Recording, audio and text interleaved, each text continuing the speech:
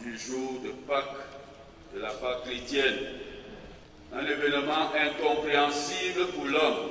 Jésus, à l'issue de sa crucifixion pour nos péchés, a été mis dans un tombeau, après avoir été bien emballé dans des draps. Et ce premier jour de la semaine marquera à jamais l'histoire de l'univers, car un événement très surprenant va se produire. Les premiers à le vivre, qui dépasse même notre foi. Et ce fait historique ne se rencontre qu'ici avec Jésus. Il a eu à ressusciter certaines personnes. Il y a eu des résurrections dans l'Ancien Testament, mais tous sont encore morts. Le seul qui soit ressuscité et qui soit en vie pour toujours, c'est Jésus. Ce matin de Pâques 2025, arrêtons-nous un instant sur ce que révèle la résurrection de Jésus. Et c'est le thème de notre message. Ce que révèle la résurrection de Jésus. Révéler, c'est faire connaître, amener à la découverte, amener à notre connaissance. Bien-aimés dans le Seigneur, je souhaite de bénédictions extraordinaires à chacun de nous en ce Pâques 2025. Nous aussi, chacun, souhaitons à notre voisin bénédiction extraordinaire. Il est au-delà de tous les lois, de tous les principes, de toutes les règles, de toutes les conceptions, de toutes les imaginations, de toutes les perceptions, de toutes les visions du monde. Celui qui se place au-dessus de tout, c'est Jésus. Et toute la Bible d'ailleurs tourne autour de Jésus. Depuis l'Ancien Testament jusqu'au Nouveau Testament, la personne vers qui Dieu nous dirige, c'est Jésus. Que nous révèle la résurrection de Jésus?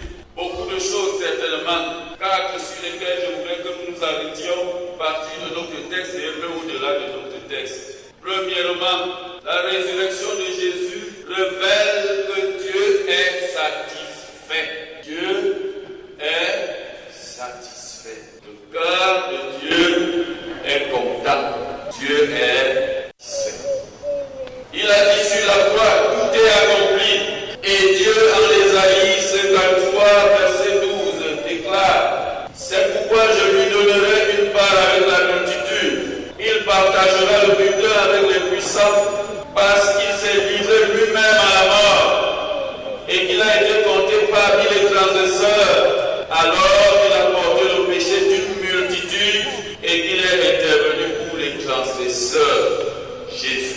Parce qu'il s'est donné pour le salut de quiconque, toi, pour toute l'humanité, alors le cœur de Dieu est satisfait. Il a été un sacrifice, le sacrifice qui répare la relation brisée entre Dieu et l'homme. Il a rendu Dieu heureux, il a contenté le désir de Dieu, car son sacrifice a pourvu à ce que la justice divine réclamait la mort du pécheur.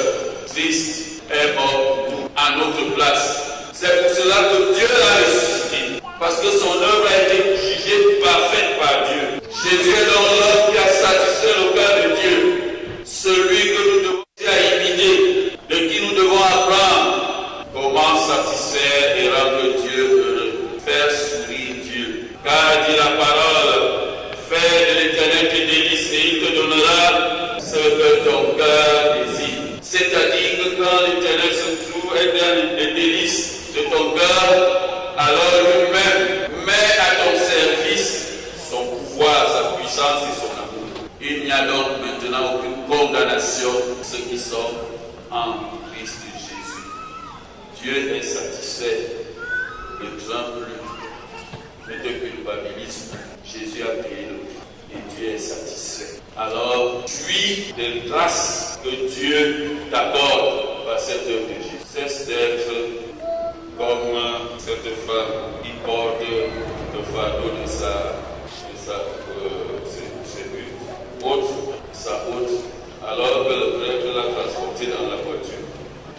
vrai qu'elle a trouvé qu'il voulait l'aider, soulager ses peines. Elle allait à une longue distance, et elle a sa route, et elle est chargée. Et le prêtre décide de l'aider en la transportant dans sa voiture. Elle monte dans la voiture, et elle porte à côté. Fâchée de dire, mais je t'ai porté pour te soulager. Bon, si ça ne te soulage pas, descends alors, et tu continues à marcher avec ta route. Cesse de marcher avec les fardeaux que tu portes. Jésus a satisfait le cœur de Dieu, que tu ne portes plus ces fardeaux. Décharge-toi. La résurrection nous révèle que c'est l'occasion où Dieu veut que nous nous déchargions parce qu'il a tout accompli à travers son Fils. Cesse les combats, cesse les efforts inutiles. Le Seigneur a tout accompli pour tout ça. Deuxièmement, la résurrection de Jésus révèle sa puissance. Il avait dit, j'ai le pouvoir de donner ma vie et j'ai le pouvoir de la reprendre. L'homme voit de manière limitée. Dieu, quant à lui, a des possibilités qui dépassent les limites de l'homme. Marie était limitée dans sa vue. Elle allait au tombeau pour approuver un mort. Et même quand elle ne trouve pas le mort, le chagrin saisit son cœur. Elle pleure le mort. Pour elle n'envisage pas autre chose. Malgré tout ce que Jésus leur avait dit. D'ailleurs, même les disciples, beaucoup ont douté que Jésus soit ressuscité. Marie dit qu'on a enlevé le corps de Jésus. Il ne lui vient même pas à l'esprit, il est pu ressusciter. Pourtant, les draps sont posés là. Ces draps, il s'agissait d'un drap d'environ 4 mètres de long, placé sous le corps, des pieds à la tête, et ensuite sur le corps de la tête aux pieds. Donc le mort était bien enroulé, emballé.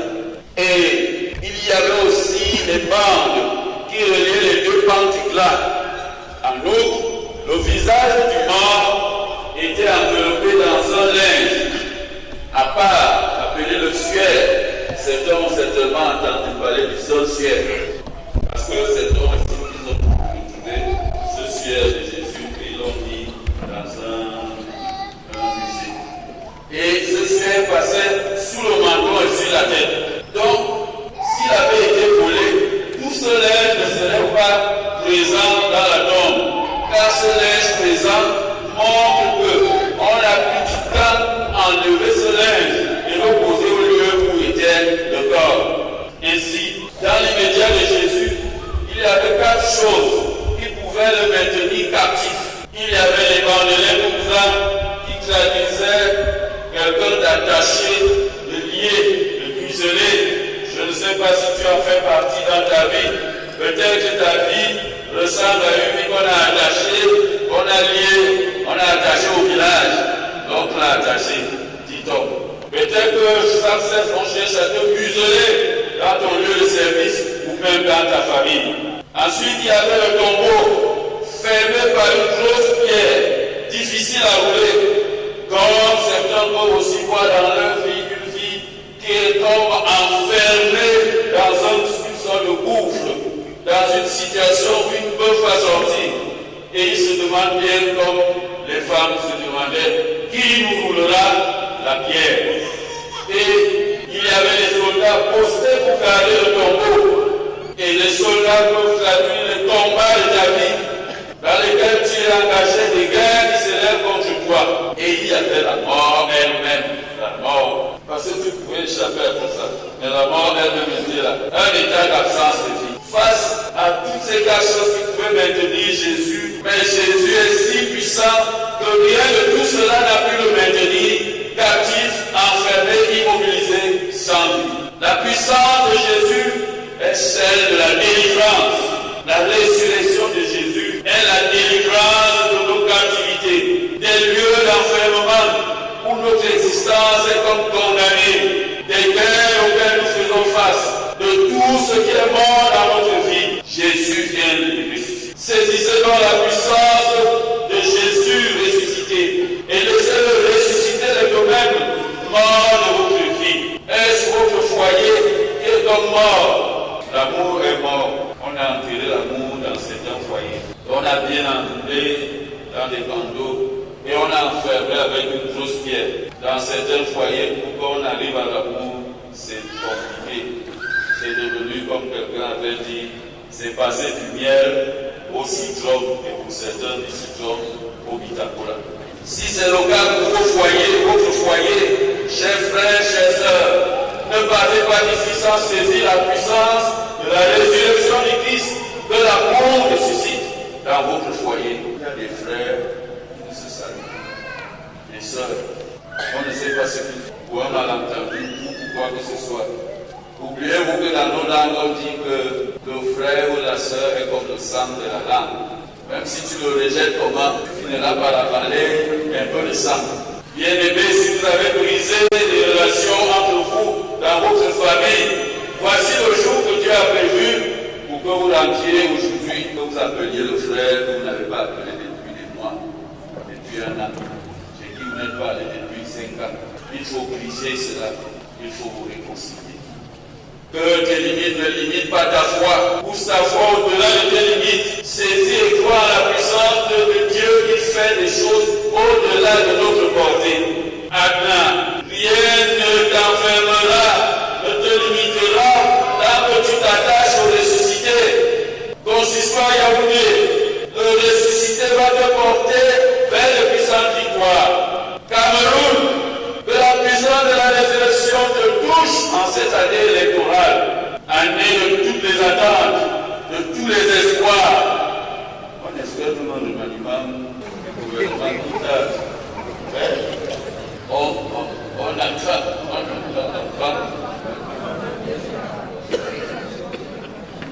Mais c'est aussi que ce pouvoir de la résurrection agisse dans les consciences de tous, du premier Camerounais celui qui est au plus bas de l'échelle, pour qu'on arrive même à la fin de la guerre dans le Nozo, dans le Grand Nord, que le Cameroun retrouve la paix et qu'on voit l'émergence être vraiment annoncée. La résurrection de Jésus révèle la puissance.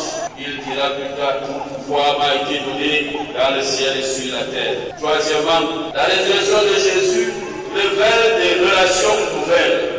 3 cas dans notre texte. Premièrement, il apparaît d'abord à Marie de Magdala. Non seulement Marie est une femme, mais en plus, c'est l'une des grandes pécheresses de qui il a chassé 7 démons.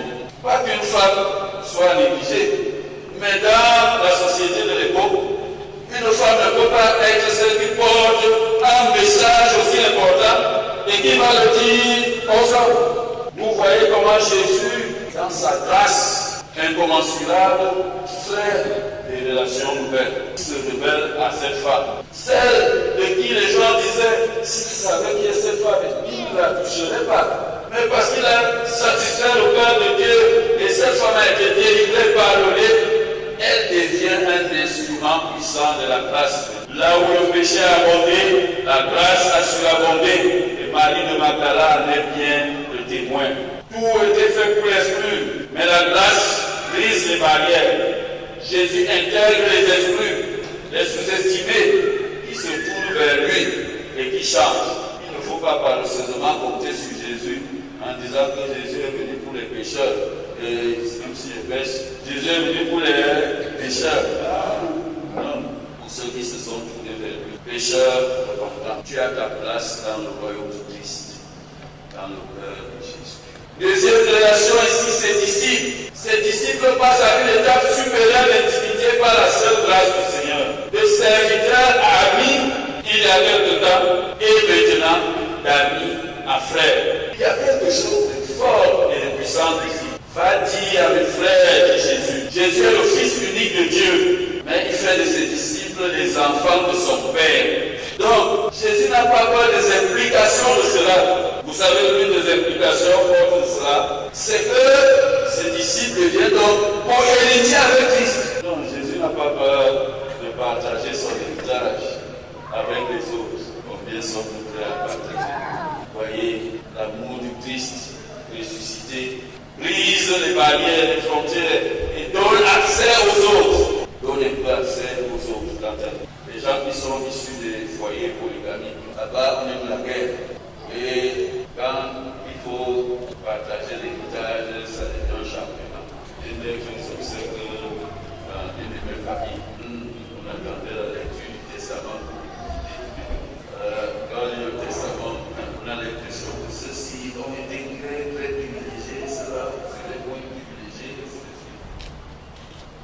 vous êtes issus de telle famille et l'esprit ouvert, il y a quoi?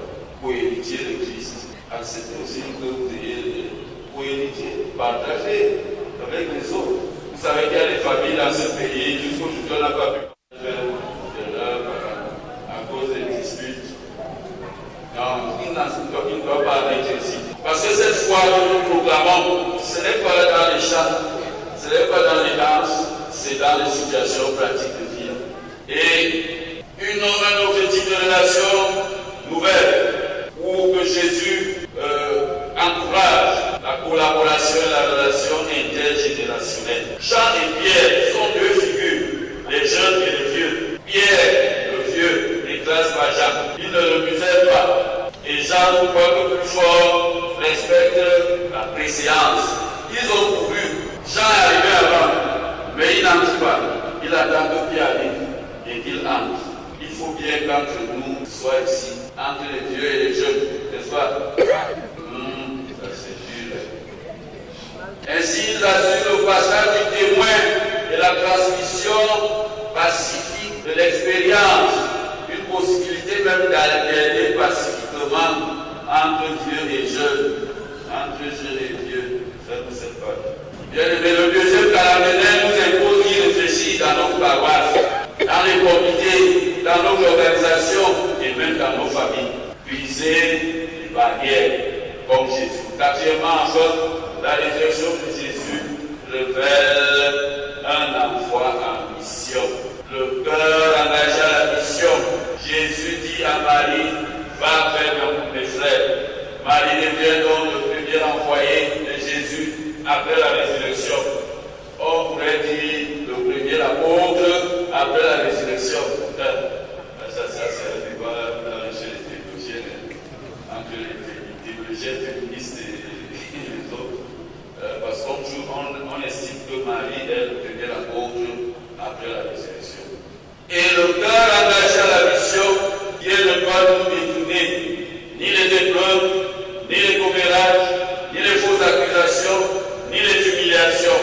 Chacun de nous, dans la vie, là où il se trouve, doit s'investir pour apporter du ciel là où Dieu l'a placé. Faites ta part et cherche à satisfaire le cœur de Dieu. Marie va vers les disciples, oui, et elle accomplit la mission pour laquelle elle était envoyée. Elle ne déborde pas. Vous voyez encore, elle laisse aux disciples le souhait que ce soit eux maintenant qui aient porté encore le message plus fort, plus loin. Bien-aimé dans le Seigneur, tu es l'envoyé du Christ. Vas-y promptement, ramène une brebis du Seigneur dans sa maison. Agis pour que les hommes et les femmes autour de toi voient que tu es vraiment un bénéficiaire de la résurrection de Jésus. Et si la résurrection révèle ces choses, c'est pour toi et moi que nous soyons des hommes et des femmes gens de remplis, que le ressuscité nous bénisse abondamment. Atna Live TV, l'évangile jusqu'aux extrémités de la terre.